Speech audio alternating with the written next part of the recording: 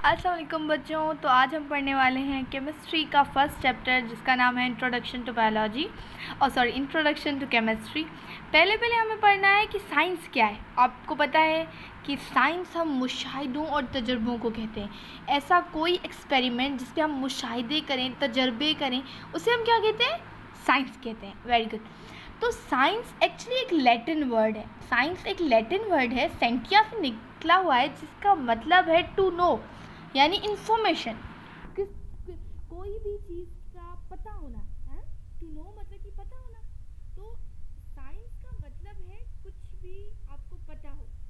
अब हम पहले साइंस की बहुत ही ब्रांचेज हैं। जैसे हम पढ़ रहे हैं, क्या पढ़ रहे हैं? केमिस्ट्री पढ़ रहे हैं। तो ऐसे बायोलॉजी है, फिज़िक्स है और मैथमेटिक्स भी एक साइंस की ही ब्रांच है, क्योंकि हम इसमें स्टैटिक्स की स्टडीज़ वगैरह पढ़ते हैं। तो ये क्या हुई? साइंस की ब्रांच हुई। ओके। तो अब हम क्या पढ़ेंगे? साइंस में हम पढ़ते हैं केमिस्ट्री 9th क्लास का फर्स्ट चैप्टर केमिस्ट्री पढ़ने जा रहे हैं। यह है इंट्रोडक्शन टू केमिस्ट्री। भाई इंट्रोडक्शन टू केमिस्ट्री मतलब केमिस्ट्री के बारे में उसका तारुफ, केमिस्ट्री का तारुफ। ओके। हम कहते हैं ना इंट्रोडक्शन, आप अपना इंट्रोडक्शन करें, क्या मतलब कि आप अपना तारुफ करें। इसी तरह से हमें केमिस्ट्री अपना तारुफ बता रही है। तो केमिस्ट्री है क्या? केमिस्ट्री एक्चुअली स्टडी है मैटर की। किसकी? ये देखिए लिखा हुआ है, मैंने लिखा है कि केमिस्ट्री, फिर लिखा हुआ है मैटर। मतलब क्या? Chemistry the study of matter. अब डेफिनेशन लिखी हुई है सॉरी, अब डेफिनेशन लिखी हुई है केमिस्ट्री की। अब ये क्या लिखा हुआ है? Chemistry is a branch of science. मैंने बता दिया केमिस्ट्री ये ब्रांच है साइंस की। देखिए किताब वाले अब मेरी कॉपी करने लगे। अब देखिए ना, अब मैंने बता दिया कि केमिस्ट्री ब्रांच है साइंस की, इन्होंने भी कहा केमिस्ट्री ब्रांच है साइंस की। अब मैं कहती हूँ, ठीक है, मैं क्या कहती हूँ कि केमिस्ट्री ब्रांच है साइंस की और इसमें हम कंपोजिशन के बारे में पढ़ते हैं। कंपोजिशन ऑफ किसकी? मैटर की। किसकी? नोट कर लिए ये बात। Composition of matter, structure of matter and properties of matter. और फिर इनऑर्गेनिक, ऑर्गेनिक, ये सब चीज़ें हम किस में पढ़ते हैं? केमिस्ट्री में पढ़ते हैं। अब देखिएगा किताब फुल, ओके, एक वर्ड भी नहीं काटेगा, सब मेरी कॉपी करेगा। किताब वाले बड़े नकलबाज होते हैं। ओके, अब देखें, कह रहा है ना chemistry is a branch of science. मैंने बता दिया, पहले ही बता दिया। It deals with the properties, composition and structure of matter. Chemistry also deals with the changes involved in the matter. It also deals with the principle governing changes which may matter undergo. Okay?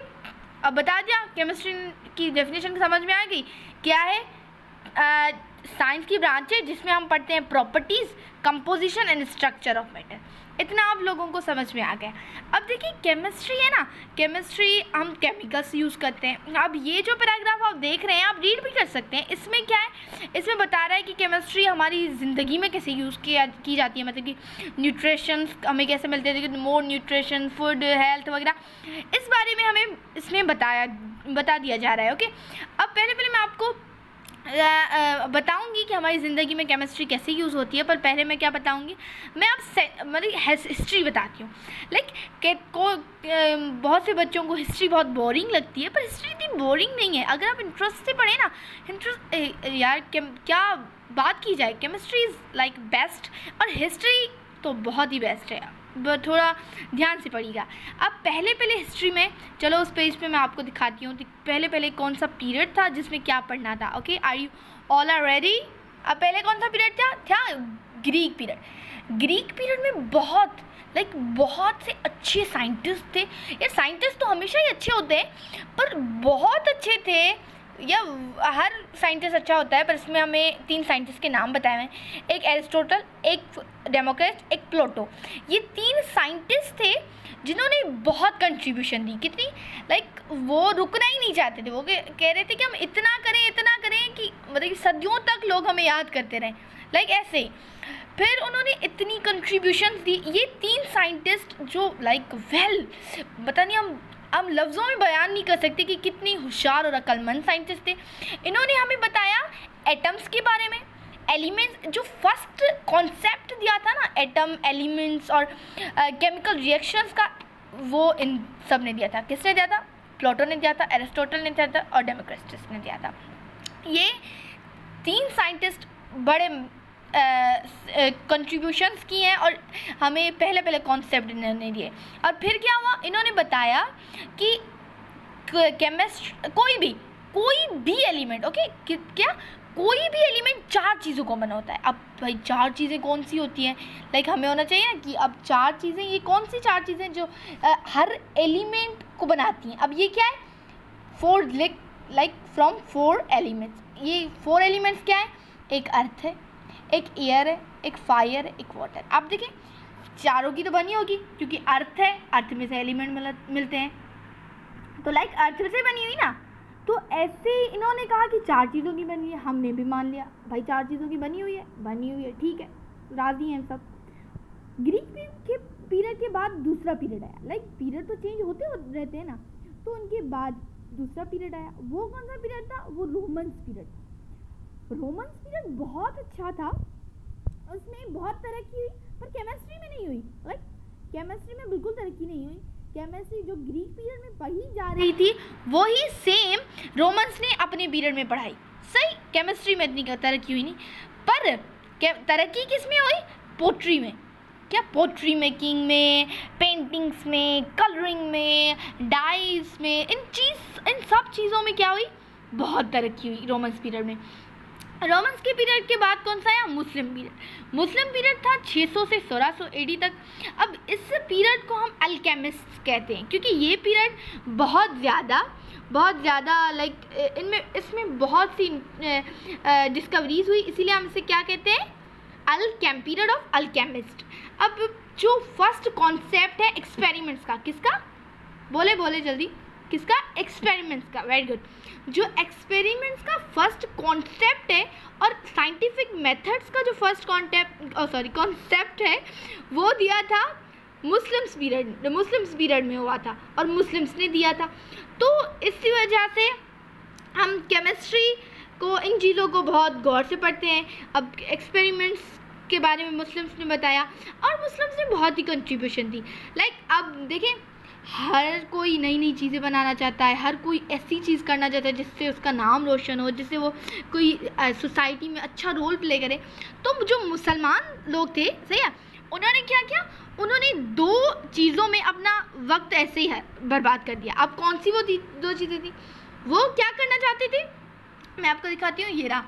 वो करना चाहते थे जो lead है, copper है, metal है, इन सबको क्या करना चाहते थे, इन सबको गोल्ड में कन्वर्ट करना चाहते थे। किसमें, गोल्ड में, वेरी गुड, गोल्ड में कन्वर्ट करना चाहते थे। और ये चाहते थे कि इंसान की ज़िंदगी बड़ी हो जाए, यार ख़त्म ही ना हो, इतनी बड़ी हो, इंसान बूढ़ा हो जाए, नहीं मतलब कि सांस से जलने पे रहो पर ज़िंदगी ख़त्म होने का नाम ही ना ले, ओके, ऐसा वो चाहते थे।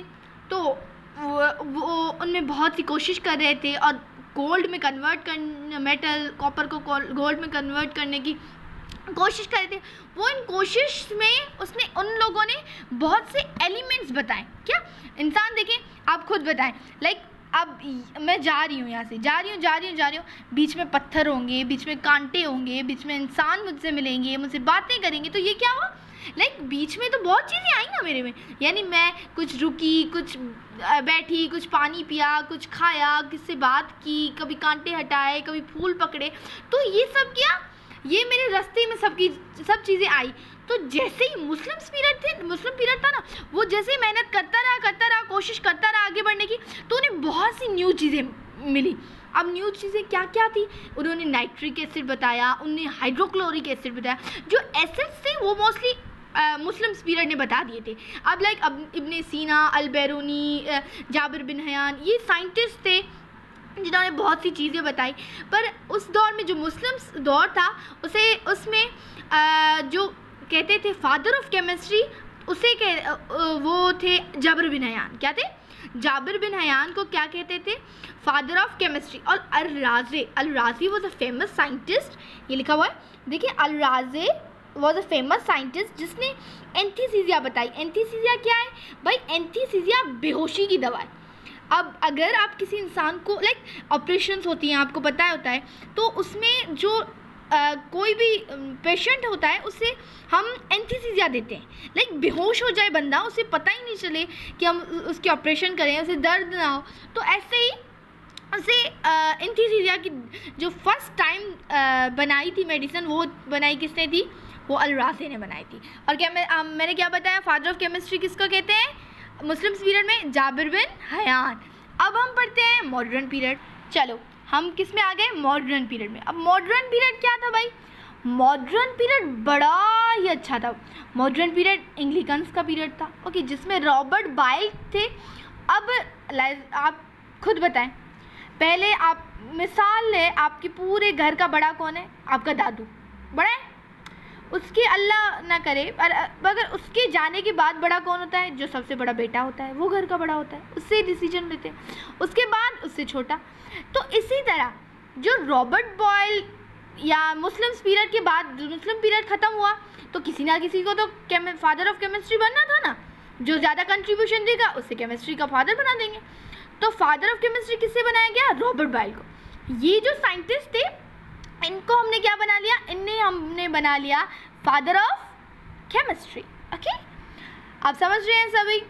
अब इन्होंने बहुत सी डिस्कवरीज की। अब एक जे ब्लैक थे, वो साइंटिस्ट थे जिसने कार्बन डाइऑक्साइड के बारे में पहले बताया। अब जो एंग्लिकन साइंटिस्ट थे ना, उन्होंने अपनी पूरी उम्र गुजार ली, यानी पूरी उम्र तो नहीं गुजार ली, पर उन्होंने अपना जो वक्त था ना, वो ऑक्सीजन, कोई भी नॉट ऑक्सीजन पर कोई भी गैस को ढूंढने में गुजार दिया। तो जो भी गैसेस थी वो ऑलमोस्ट क्लियर हो गई थी। क्यों हुई? क्योंकि जो एंग्लिकन साइंटिस्ट थे उन्होंने क्लियर कर ली थी। तो मॉडर्न पीरियड में इतना हुआ कि गैसेस इंट्रोड्यूस हुई और बहुत से साइंटिस्ट ने अपना वर्क हार्ड किया। ओके, अब हम क्या पढ़ते हैं? अब चलो आगे। अब हम क्या पढ़ेंगे? Chemistry and society. अब केमिस्ट्री क्या है, सोसाइटी क्या है? आपको पता है केमिस्ट्री क्या है? क्या है? मैटर की स्टडी है, उसकी कंपोजिशन, प्रॉपर्टीज़, स्ट्रक्चर, सब की स्टडी को क्या कहते हैं? केमिस्ट्री। सोसाइटी क्या है? जिसमें हम हैं, जिसमें ह्यूमन बींग्स हो, जिसमें हर चीज़ हो, सोसाइटी है। ओके, सो इसी सोसाइटी में हम क्रिटिसाइज़ भी करते हैं, बहुत होता है क्रिटिसाइज। तो अब हम इन बातों को छोड़िए, हम पढ़ते हैं केमिस्ट्री और सोसाइटी। केमिस्ट्री और सोसाइटी क्या है? केमिस्ट्री का सोसाइटी के साथ रिलेशन कौन सा है भाई? ताल्लुक कौन सा है इन दोनों का एक दूसरे में? चलो पढ़ते हैं। अब देखिए, केमिस्ट्री के थ्रू हमें कितनी मेडिसिन बनी है, जिसके थ्रू क्या हो रहा है? हम बहुत सी बीमारियों से बच रहे हैं। लाइक पोलियो एक मशहूर डिजीज़ होती थी किस वक्त की, जिसमें हमें बहुत मुश्किल हुआ करती थी कि पोलियो से कैसे बचा जाए, पोलियो को, और कॉलरा एक डिजीज़, टाइफाइड, ये सब डिजीज़ें थी किसी वक्त में बहुत। तो हमें नहीं पता था हम कैसे बचेंगे। आप खुद बताएं, एक बच्चा होता है, पैदा होता है, अब क्या पैदा होते ही वो बोलना शुरू होता है, कहता है ना मामा बाबा, ऐसा तो नहीं कहता ना, वो धीरे धीरे सीखता है कि अब मैं क्या बोलूँ, उसका टाइम आता है, फिर वो बोलता है। ऐसे ही जो ये डिजीज़ थी ना, वो स्प्रेड होने लगी यार पूरी दुनिया में। यार हर चीज़, हर बंदे को, मतलब कि एक 9 में से 7 बंदों को तो ये डिजीज़ हुआ करती थी, पोलियो। तो अब उसकी कोई वैक्सीन नहीं थी, किसी चीज़ का पता नहीं था। तो अब ये चीज़ हमने कहाँ पढ़ी? हमने पढ़ी केमिस्ट्री में। केमिस्ट्री में हमने पोलियो की डिजीज़ का पता मालूम किया। तो डिजीज़ हम केमिस्ट्री बहुत इंपॉर्टेंट है हमारी ज़िंदगी में। जैसे मैंने ये सब कुछ बताया, अब आपको ब्रांचेस पढ़ाती हूँ केमिस्ट्री की। चलें दूसरे पेज पर। अब बच्चों, केमिस्ट्री के 9 ब्रांचेस हैं। केमिस्ट्री कितनी है? 9 ब्रांचेस। पर आप सोचोगे अब 9 है, बहुत मुश्किल होगा याद करना। नहीं, बिल्कुल ईजी है। पहली बात तो आपको याद नहीं करनी, आपको रट्टा नहीं मारना। पहली बात, cramming is a bad thing as we know. Okay, cramming नहीं करनी, रट्टा नहीं मारना। हमें क्या करना है? हमें कॉन्सेप्ट क्लियर करना है। तो पहला क्या है? Physical chemistry. अब फिजिकल केमिस्ट्री क्या है भाई? फिजिकल केमिस्ट्री वो केमिस्ट्री है जिसमें हम लास्ट पढ़ते हैं। क्या पढ़ते हैं? लास्ट पढ़ते हैं, जिसमें combination of atom in molecules chemical reaction में कैसे होते हैं। लाइक आपको पता है, जब एटम मिलते हैं तब क्या बनता है? हाँ, कंपाउंड्स बनते हैं। शाबाश। एटम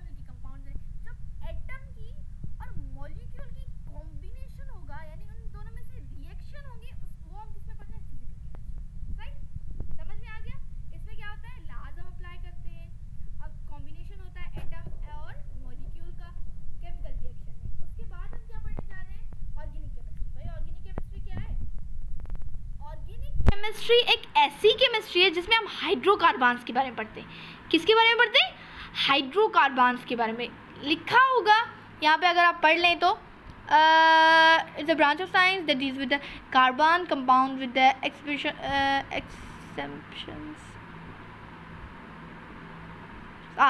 लिखा हुआ है, देखिए, carbon dioxide, carbon monoxide, metal carbonate, bicarbonate and actually it is the chemistry of hydrocarbon. देखिए, यही तो मैं ढूंढने वाली थी, हाइड्रोकार्बन्स कहाँ लिखा हुआ है।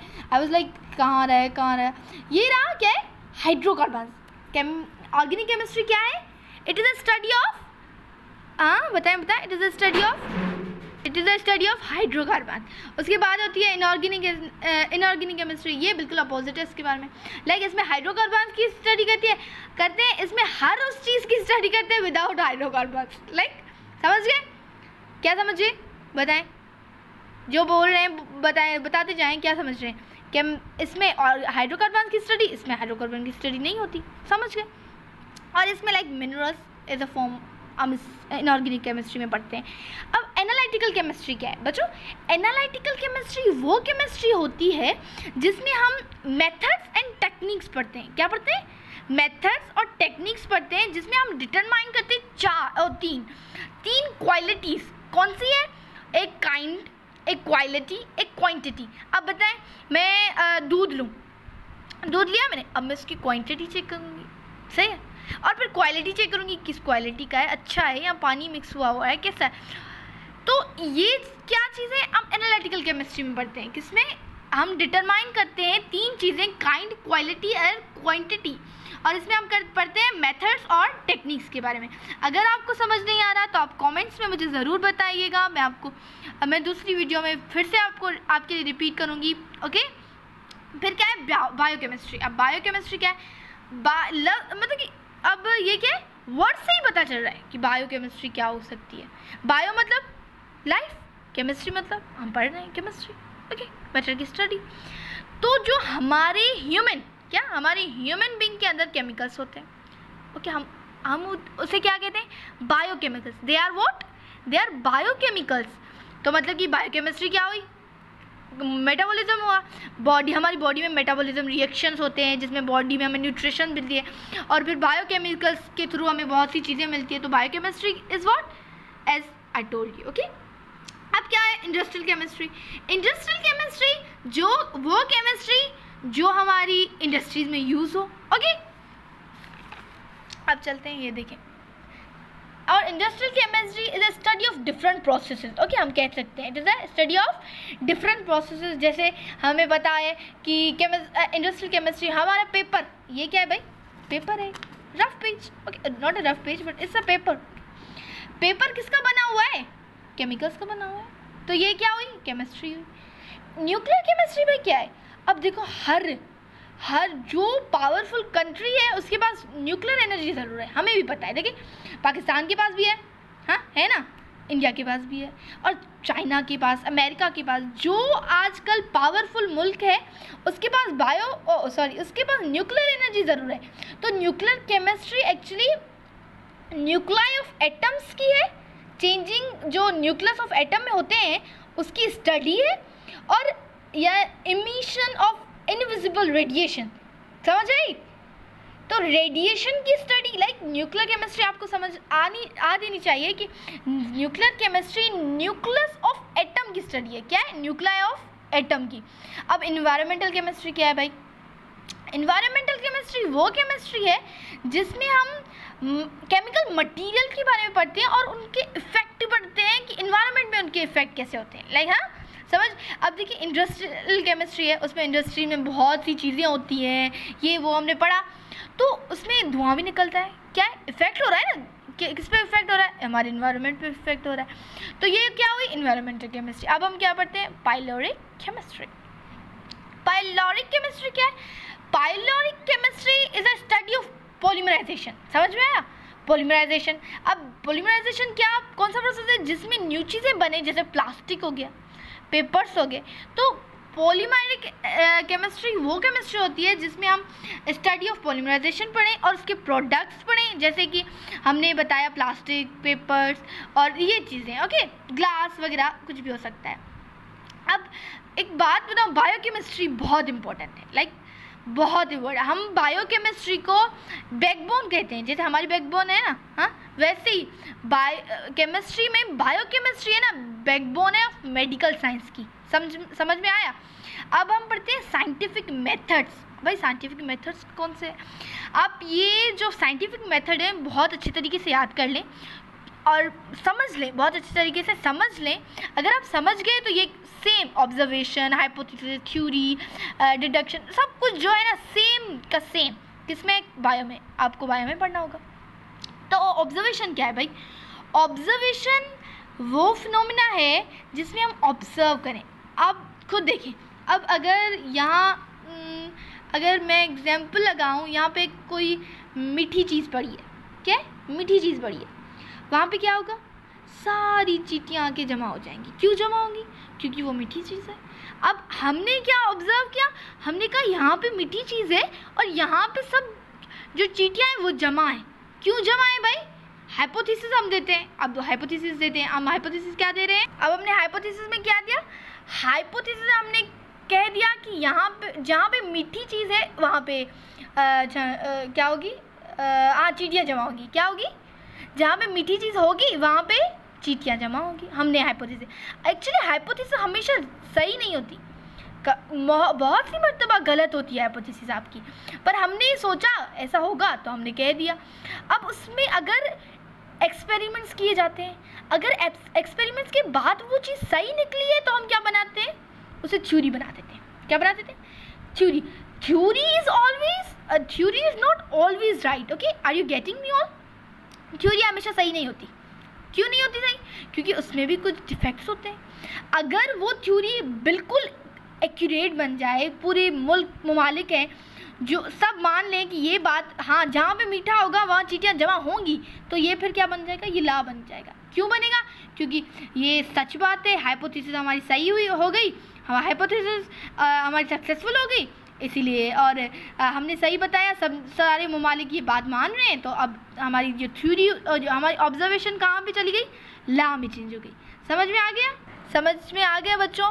तो ये था आज का हमारा टॉपिक फर्स्ट केमिस्ट्री का, और इंशाल्लाह मैं दूसरे टॉपिक्स भी पढ़ाती रहूँगी, और दुआ में याद रखिएगा। अगर कुछ ना समझ आए तो कमेंट्स में ज़रूर बताइएगा, और मेरे यूट्यूब चैनल को प्लीज़ शेयर और सब्सक्राइब करें। Thank you.